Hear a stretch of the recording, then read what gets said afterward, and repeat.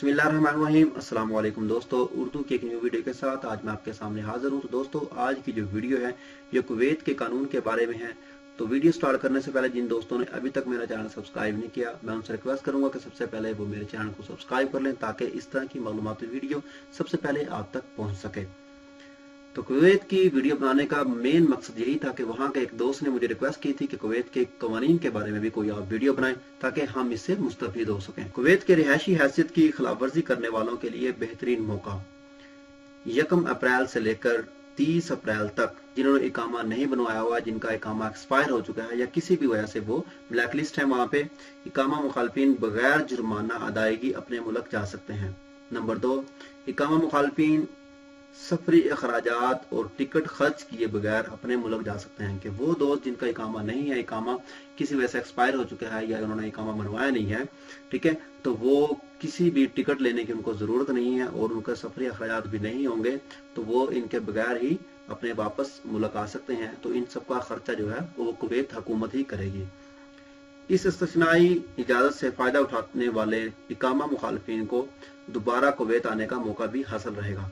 कि जो दोस्त इस 1 तारीख से लेकर 30 तारीख के अंदर अंदर अपने मुल्क वापस चले जाएंगे हुकूमत की रजामंदी के तौर पर, तो वो दोबारा किसी दूसरा वीज़ा लेके वापस भी वहाँ पे आ सकते हैं, उनको इस चीज़ की इजाज़त होगी। इकामा मुखालफिन की ज़रूरी कार्रवाई मुकम्मल होने और रवानगी और सफ़र के वक्त तक ज़रूरी वसाइल से आरास्ता क़यामगाह का इंतज़ार भी रहेगा। तो वो इंतज़ारगाह या वो उनकी क़यामगाह जो है वो भी आपको कुवैती हुकूमत ही प्रोवाइड करेगी। रिहायशी हैसियत की खिलाफ वर्जी करने वालों का जायजा लेने की तारीख, यानी कि कौन कौन से मुल्क जो हैं जो वहाँ पे रहते हैं उनका मुख्तलिफ उन्होंने दिन मुकर्रर किए गए हैं कि इस दिन इस डेट के अंदर अंदर फलां मुल्क आएगा।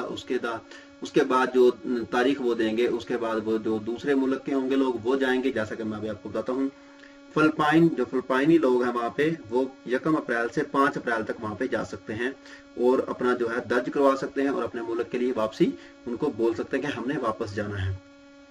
जो मिस्र के लोग हैं वो 6 अप्रैल से लेकर 10 अप्रैल तक, भारतीय लोग जो हैं 11 अप्रैल से लेकर 15 अप्रैल तक, बांग्लादेशी जो हैं 16 अप्रैल से लेकर 20 अप्रैल तक, श्रीलंका के लोग 21 अप्रैल से लेकर 25 अप्रैल तक, पाकिस्तान और दीगर मुल्कों वाले जो लोग हैं वो वहाँ पे 26 अप्रैल से लेकर 30 अप्रैल तक उनके सेंटर में जाएंगे। मर्द हज़रात हैं वो सुबह 8 बजे से लेकर दोपहर 2 बजे तक Farwaniya governorate block number 1 street 122 अलमसना प्राइमरी स्कूल यहाँ पे जाएंगे अपना अंदराज करवाने के लिए।